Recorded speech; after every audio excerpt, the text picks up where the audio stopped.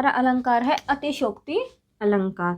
ठीक है, अतिशयोक्ति, अति को अगर मैं दो शब्दों में अगर तोड़ूंगी, ठीक है, तो किस किस में टूटेगा? अति प्लस में शोक्ति। अति का हमें पता है, अति का क्या मतलब होता है? अति का मतलब होता है किसी चीज की अति करना, बहुत ज्यादा। ठीक है ना, अति यानी कि बहुत ज्यादा। और शोक्ति का मतलब क्या होता है? यानी कि बड़ाई करना किसी की भी। ठीक है, क्या करना? शोक्ति का मतलब बड़ाई करना, सेखी फेंकना होता है ना। ठीक है, तो वो होता है हमारा शोक्ति। तो अतिशयोक्ति का मतलब ही क्या हुआ? पहले हम नाम से, हर चीज का ना मतलब नाम से रिलेटेड होता है। तो अतिशयोक्ति का मतलब क्या हुआ? बहुत ज्यादा बड़ाई करना। ठीक है, तो अगर हम किसी भी चीज की हद से ज्यादा बड़ाई करेंगे, बहुत ज्यादा अगर हम बड़ाई करेंगे, तो वहां पर क्या होगा? अतिशयोक्ति अलंकार होगा। पहले उदाहरण देखते हैं, फिर हम परिभाषा पे आएंगे। ठीक है, तो देखिए, गाना है, कोई लड़की है जो वो हंसती है, बारिश होती है, घुमट घुमट घुमट। ठीक है, तो क्या है? कोई लड़की है वो हंसती है और बारिश हो जाती है। ऐसा पॉसिबल है रियलिटी में कि अगर कोई लड़की हंस रही है और एकदम से बारिश हो जाती है, तो क्या उस बात को क्या कर दिया? बहुत ज़्यादा बढ़ा चढ़ा कर बोल दिया गया है। तो यहाँ पर क्या है? अतिशयोक्ति अलंकार। ठीक है, दूसरा देखिए, हनुमान की पूंछ पर लगन ने पाई आग, लंका सारी जल गई, गए निशाचर भाग। क्या कहता है? हनुमान की पूंछ में आग भी नहीं लग पाई थी, तब तक तो सारी लंका जल चुकी थी और सारे राक्षस भाग चुके थे। तो ऐसा पॉसिबल है? अगर आग ही नहीं लगी, ठीक है, तो लंका कैसे जल गई? पहले हनुमान की पूंछ में आग लगी तभी तो लंका जली थी। तो यहाँ पर क्या बहुत ज्यादा बड़ाई मार दी गई है। ठीक है, फेंक दी गई है बातें, ठीक है, झूठी बातें। तो यहाँ पर क्या, हद से ज्यादा जब किसी चीज को बढ़ा चढ़ाकर दिखाया जाए तो कौन सा अलंकार होना था? अतिशयोक्ति। तो देखिए यहाँ पर कौन सा अलंकार है? अतिशयोक्ति। तीसरा देखें, आगे नदियां पड़ी अपार, घोड़ा कैसे उतरे पार, राणा ने सोचा इस पार, तब तक चेतक था उस पार। अभी क्या है, इतनी तुरंत उसके दिमाग में आया। देखो, अभी राणा इधर सोच ही रहा था, महाराजा राणा, ठीक है, वो चेतक पर बैठकर सोच ही रहा था, तब तक तो उसने क्या कर दी? नदी पार कर दी घोड़े ने। तो हद से ज्यादा नहीं बढ़ा चढ़ा दिया, यानी कि कुछ सेकंड्स के हिसाब में कैसे घोड़ा पार कर सकता है। तो यहाँ पर भी क्या हो गया? हद से ज्यादा इस बात को बढ़ा चढ़ा कर बोल दिया है। ठीक है, तो यहाँ पर भी कौन सा अलंकार होगा? अतिशयोक्ति। देखिए, अगला हमारा अलंकार है मानवीकरण अलंकार। मानवीकरण, मैंने बोला है पहले ना, नाम से बहुत सारी चीजें जुड़ी हुई होती हैं। ठीक है ना, मानवीकरण, मानव प्लस में करण। ठीक है, मानव, मानव क्या होता है? मनुष्य। यानी कि ये अलंकार किससे रिलेटेड होगा? मनुष्य से रिलेटेड होगा, मनुष्य से संबंधित होगा। तो देखिए, अच्छा इसमें क्या है, पहले हम एग्जाम्पल देखते हैं, फिर हम इसकी परिभाषा पर आएंगे। ठीक है, ये परिभाषा है। देखिए, आपने ये गाना सुना ही होगा ना, चांद सिफारिश जो करता हमारी, देता वो तुमको बता। ठीक है ना, ये गाना सुना होगा आपने, आमिर खान का। ठीक है, इसमें क्या है? चांद सिफारिश जो करता हमारी। एक बात बताओ, क्या चांद कभी सिफारिश कर सकता है? चांद कभी बोल सकता है? नहीं बोल सकता ना। कौन बोलते हैं? मनुष्य बोलते हैं, मानव बोलते हैं। ठीक है, तो चांद बोल नहीं सकता। चांद क्या निर्जीव चीज़ है, लेकिन उसका सजीव चीज़ के साथ क्या कर दिया? चित्रण कर दिया। यानी कि जो काम मनुष्य करता है उसको वैसे दर्शाया गया है। तो देखिए, चांद यहाँ पर बोल नहीं सकता है। कौन बोल सकता है? मनुष्य बोल सकता है। और चांद क्या है? निर्जीव चीज़ है, उसका सजीव चीज़ यानी कि मनुष्य के साथ क्या कर दिया गया है? चित्रण कर दिया गया है, उससे संबंधित कर दिया गया है। तो वहाँ पर कौन सा अलंकार होगा? मानवीकरण अलंकार। ठीक है, दूसरा देखिए, सागर के ऊपर नाच नाच लहरें करती है मधुर गान। सागर के ऊपर नाच नाच लहरें करती है मधुर गान। क्या कहता है? जो लहरें हैं वो सागर के ऊपर क्या कर रही है? नाचती हैं, और फिर क्या करती हैं? गाना गाती हैं। आपने कभी लहरें गाना गाते हुए, नाचते हुए देखा है कभी लहरों को?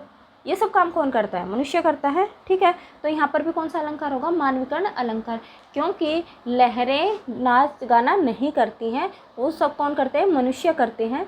तो लहरें क्या है कि निर्जीव चीज़ है, उसका सजीव चीज़ मनुष्य के साथ क्या कर दिया गया है? उसको जोड़ दिया गया है। तो यहाँ पर कौन सा अलंकार होगा? मानवीकरण अलंकार। तीसरा देखिए, मेघ आए बड़े बन ठन के। ठीक है, जो बादल हैं वो बड़े बन ठन के आए हैं। तो बनता ठनता कौन है? मनुष्य है। रेडी कौन होता है? मनुष्य होता है। मेघ तो जैसे हैं वो तो वैसे ही रहेंगे। ठीक है, लेकिन कवि ने अपनी कविता को और सुंदर बनाने के लिए क्या कर दिया? उसका मानवीकरण कर दिया। ठीक है, यानी कि मेघ आए बड़े बन ठन के। ठीक है, मेघ नहीं बन ठनते हैं। कौन बनते ठनते हैं? कौन सजते हैं? मनुष्य सजता है। ठीक है, तो यहाँ पर कौन सा अलंकार होगा? मानवीकरण अलंकार। अगला देखिए, फूल हंसे कलियां मुस्काई। कभी आपने फूलों को हंसते हुए देखा है कि वे ऐसे खिलखिलाकर हंस रहे हैं, ठीक है, या कलियों को वैसे खिलखिलाते हुए देखा है?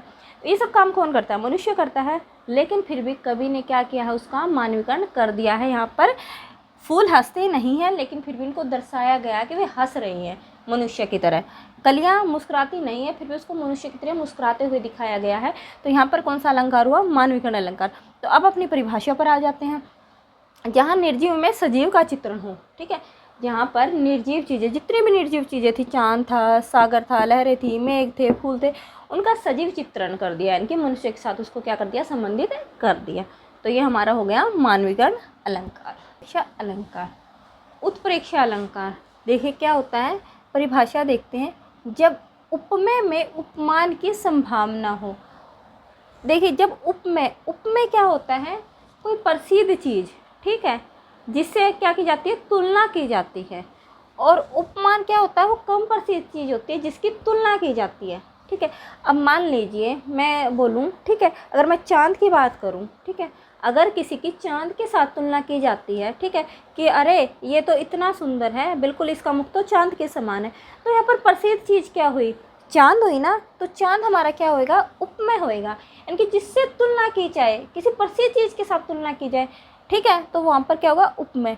और जिसकी तुलना की गई, मान लो आपने किसी भी व्यक्ति की जिसकी भी तुलना की है, मान लीजिए आपने भावना, रेखा, जिसकी भी आपने तुलना की है, तो वो वहाँ पर क्या हो जाएगा? उपमान हो जाएगा।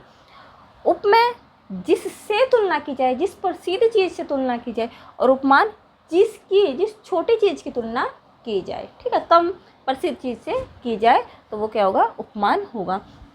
अब देखिए उत्प्रेक्षा अलंकार की अगर मैं पहचान की बात करूं, तो ये शब्द आप रट सकते हो, जनु जानो मनु मानो जन्हू मनहू। अगर ये शब्द यहाँ पर आ गए, कुछ नहीं करना, आँख बंद करो और समझ लो वो कौन सा अलंकार है? उत्प्रेक्षा अलंकार है। इसमें कुछ इतना बड़ा वो है नहीं, ठीक है। अभी हम इसके उदाहरण देखते हैं।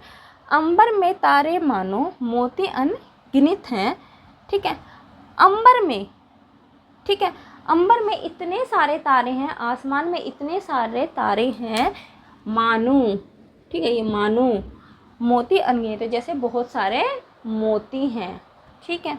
दूसरा देखिए, उस वक्त मारे क्रोध के तनुकाप ने उनका लगा, ठीक है, मानो हवा के जोर से सोता हुआ सागर जगह।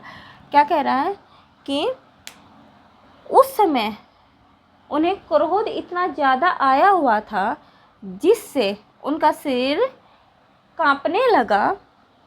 कैसे कांपने लगा? मानो हवा के जोर से सोता हुआ सागर जगह। जैसे जब बहुत तेज़ हवा चलती है और वो हवा के उससे हमारी सागर की लहरें क्या है? चलती हैं, ठीक है। तो देखो, उस वक्त मारे क्रोध के तनु कांपने उनका लगा, मानो हवा के जोर से सोता हुआ सागर जगह। अगला देखिए, अति कटु वचन कहती केकई, ठीक है, मानो लोन जरे पर देही। अति कटु वचन कहती केकई, यानी कि केकई ने इतने कड़वे शब्द कहे हैं, ठीक है, इतने कटु शब्द कहे हैं, मानहू, ठीक है, ये फिर से आ गया, मानहू लोन, लोन यानी कि नमक, लून, नमक, जरे पर देई, ठीक है, जैसे जरे यानी कि जले हुए पर क्या? नमक लगा दिया है, ठीक है। तो देखिए, जनु जानो मनु मानो जन्हू मनहू, ये शब्द जहाँ पर आ गए वहाँ पर हमारा कौन सा अलंकार होगा? उत्प्रेक्षा अलंकार